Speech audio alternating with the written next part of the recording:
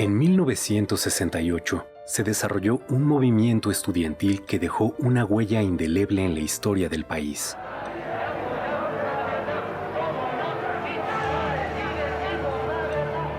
Lo que comenzó como una protesta juvenil contra los abusos de la policía capitalina se convirtió en la rebelión de una generación contra el autoritarismo del régimen.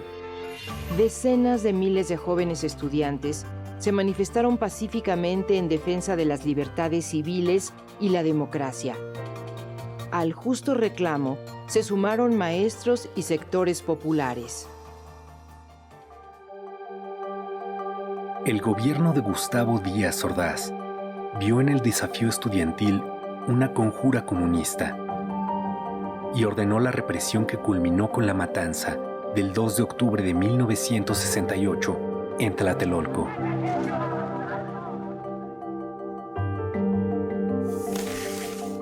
El movimiento inició el 22 de julio, tras una pelea entre estudiantes de la Vocacional 5 y de la Preparatoria Isaac Ochoterena en la Ciudadela, que fue reprimida por granaderos.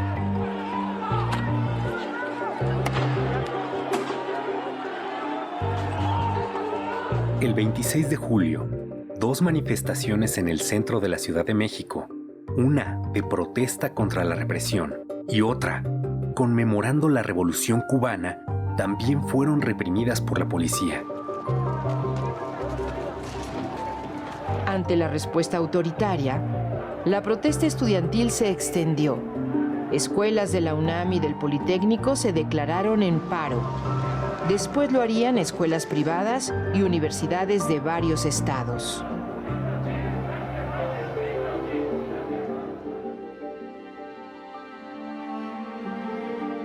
Luego de la primera manifestación masiva, el presidente Díaz Ordaz ordenó el 30 de julio la intervención del ejército. De un bazucazo, soldados destruyeron la puerta histórica de la Preparatoria 1 y tomaron violentamente el edificio, deteniendo a decenas de estudiantes y maestros.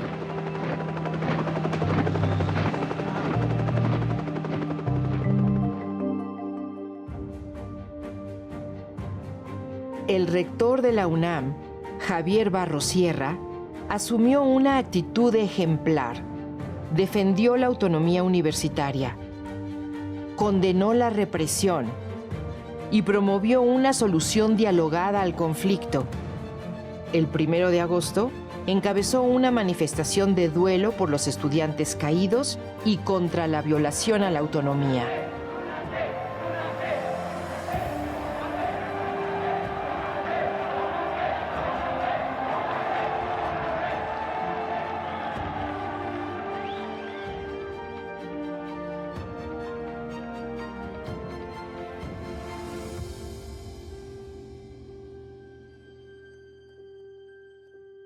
En los primeros días de agosto, los estudiantes formaron el Consejo Nacional de Huelga, con representantes de escuelas de la UNAM y el IPN. El CNH dio a conocer el pliego petitorio del movimiento.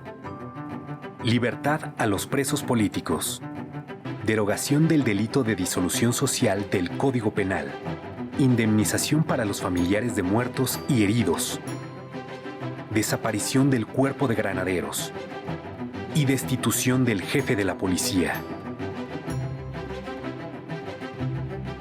Los estudiantes demostraron una enorme creatividad.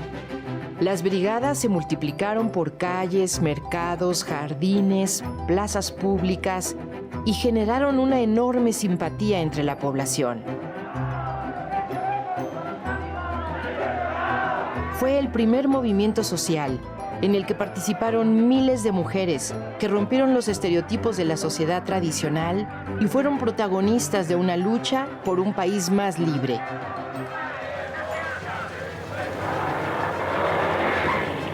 El movimiento creció. A la manifestación del 13 de agosto asistieron más de 150,000 personas. Los estudiantes demandaron diálogo público.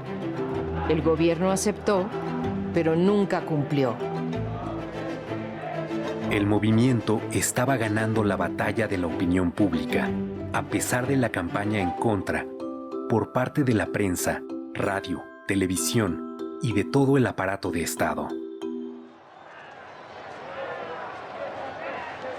El 27 de agosto, más de 500,000 personas marcharon al Zócalo.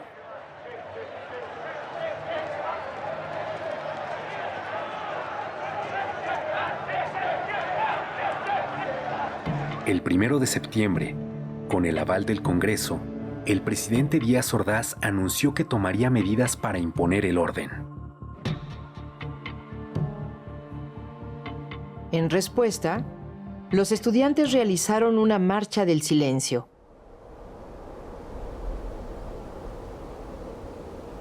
El 13 de septiembre, más de 250,000 personas marcharon bajo un silencio imponente. Ejemplar.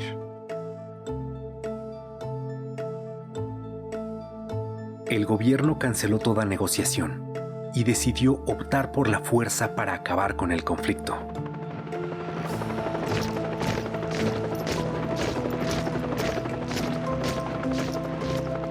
El 18 de septiembre, el ejército ocupó la ciudad universitaria. 500 estudiantes fueron detenidos. El 23 de septiembre se tomó violentamente el casco de Santo Tomás y la Vocacional 7 de Tlatelolco, venciendo la tenaz resistencia estudiantil.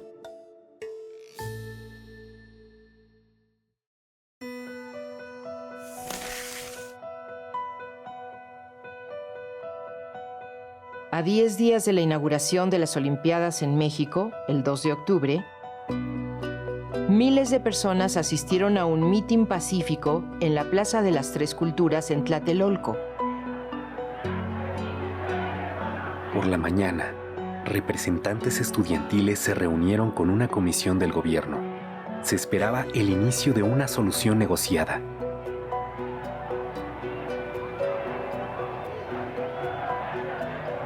Pero Díaz Ordaz ya había decidido acabar con el movimiento y dio la orden al Estado Mayor Presidencial, a un cuerpo de élite militar, el Batallón Olimpia, a unidades del ejército, a la policía, de reprimir a los manifestantes.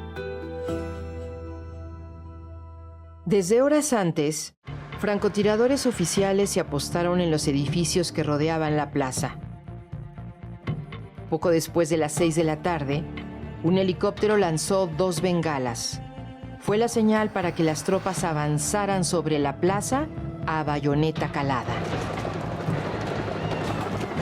Los miembros del Batallón Olimpia aparecieron en el edificio Chihuahua, donde estaba la tribuna y se encontraban los dirigentes del movimiento. El objetivo declarado era detenerlos. Sin embargo, otro grupo del Batallón Olimpia disparó desde las alturas contra sus propios compañeros, contra los militares y civiles que ocupaban la plaza.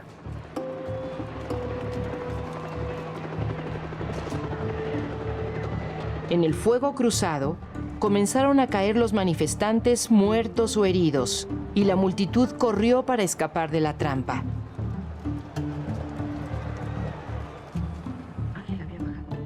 Fue una sangrienta masacre en la que murieron estudiantes y población civil, incluidos niños que asistieron al mitin. La versión oficial reconoció 38 civiles muertos, un niño y 4 soldados, y culpó a los estudiantes de provocar la violencia. El periódico inglés The Guardian realizó una investigación y publicó que 325 personas fueron asesinadas ese día. Los heridos se contaron por centenares y por miles los detenidos, muchos de ellos torturados. Los líderes del Consejo Nacional de Huelga fueron recluidos en la cárcel de Lecumberri y el Poder Judicial los juzgó como terroristas. El 2 de octubre se cometió un crimen de Estado contra los estudiantes y el presidente Gustavo Díaz Ordaz asumió toda la responsabilidad. Asumo íntegramente la responsabilidad personal, ética, social, jurídica, política e histórica por las decisiones del gobierno en relación con los sucesos del año pasado.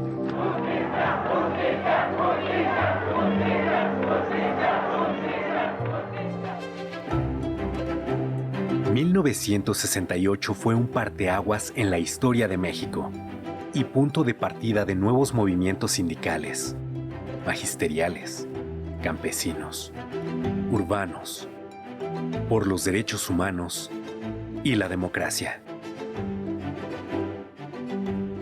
El movimiento de 1968 es un triunfo de la memoria colectiva contra el intento institucional de imponer el miedo, el silencio y el olvido. Venció la esperanza, el ideal de un futuro democrático, de libertad. Por todo ello, el movimiento estudiantil de 1968 y el 2 de octubre no se olvidan.